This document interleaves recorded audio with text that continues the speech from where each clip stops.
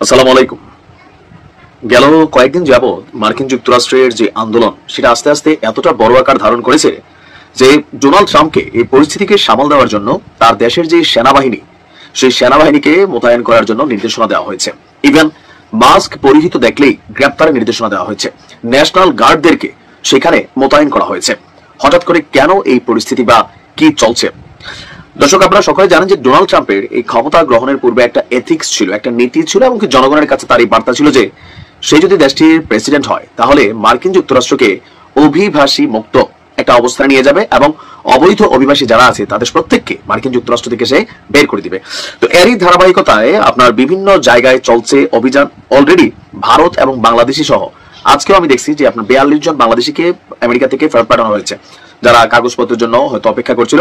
তো এই পরিস্থিতিতে গেল 6 জন আপনার শুক্রবার লস এঞ্জেলসে অবৈধ অভিবাসীদের শনাক্ত করতে অভিযান চালিয়েছিল ক্যালিফোর্নিয়া পুলিশ এবং যুক্তরাষ্ট্রের অভিবাসন কর্তৃপক্ষ আইসিই।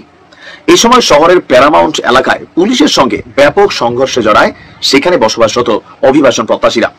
এই প্যারামাউন্ট অঞ্চলটি বেসিক্যালি লাতিন আমেরিকার দেশ এবং মেক্সিকো থেকে আসা অভিবাসীদের বসবাস। এইসব মানুষের অধিকাংশই বেসিক্যালি কাগজপত্র নেই এবং তারা মূলত স্প্যানিশ ভাষায় কথা বলে। তো এই সংঘর্ষ যেহেতু অভিবাসন প্রক্রিয়ার উপর হাত দিয়েছে, এটার এখন স্পেনিশ এবং লাতিন আমেরিকা নাই, যারাই পৃথিবীর বিভিন্ন দেশ থেকে গিয়ে মার্কিন যুক্তরাষ্ট্রে অভিবাসন প্রত্যাশী ছিলেন প্রত্যেকে এই আন্দোলনে নিজেদেরকে সম্পৃক্ত করেছেন, যার কারণে আন্দোলনটা মুহূর্তেই বড় আকার ধারণ করেছে। সংঘাত দ্রুত ছড়িয়ে পড়েছে বিভিন্ন শহরে। পরিস্থিতি নিয়ন্ত্রণে আনতে লস এঞ্জেলসে মোতায়েন করা হয়েছিল ন্যাশনাল গার্ডের 2000 সদস্য। সরকারি ভবন রক্ষায় গার্ড সদস্যরা বিভিন্ন ভবনের আপনার আশেপাশে অবস্থান নিয়েছেন। এদিকে পরিস্থিতির আপনার অবনতি হচ্ছে খুবই দ্রুত হারে।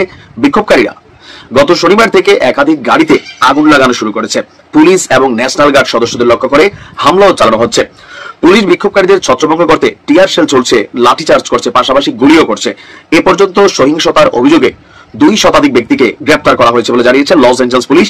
আর সর্বশেষ সোশ্যাল মিডিয়াতে বিভিন্ন দৃশ্য দেখে আপনার ট্রাম্প একটা নির্দেশনা দিয়েছেন কিছুক্ষণ আগে যে এই চলমান বিক্ষোভে মাস্ক পরা যে সকল বিক্ষোভকারীরা আছে তাদেরকে দেখলেই গ্রেপ্তার করার নির্দেশ দিয়েছেন।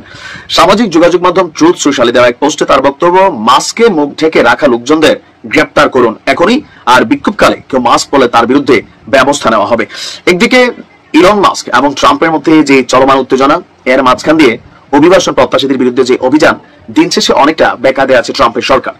ইলন মাস্ক তার টুইটারে মানে এক্স এর মধ্যে একটা পোস্ট দিয়েছিলেন যে এই মুহূর্তে ট্রাম্পের এই সকল নীতির বিরুদ্ধে আমেরিকার জনগণ কি নতুন কোন রাজনৈতিক শক্তি চায়? মুহূর্তের মধ্যে ভাইরাল 56%। মাস্কের এখানে প্রায় 85 লক্ষ মানুষ ভোট দিয়েছে। 56% মানুষ মনে করছে ট্রাম্পের এই সকল নীতির বাইরে গিয়ে আসলে আমেরিকাকে স্টেবল করতে চায়। কারণ আমেরিকা গেল 5 থেকে 6 মাসে বিনিয়োগ থেকে শুরু করে বিশ্বের কাছে একটা ভিলেন রাষ্ট্র হিসাবে আগে যতটা পরিচিত ছিল তার চেয়ে বড় আকার ধারণ করিয়েছে ডোনাল্ড ট্রাম্প। পরিস্থিতি দ্রুত খারাপের দিকে যাচ্ছে। যারা এইসব এলাকায় বসবাস করছেন বাংলাদেশের মানুষরা একটু সাবধানে থাকবে। ভালো থাকুন।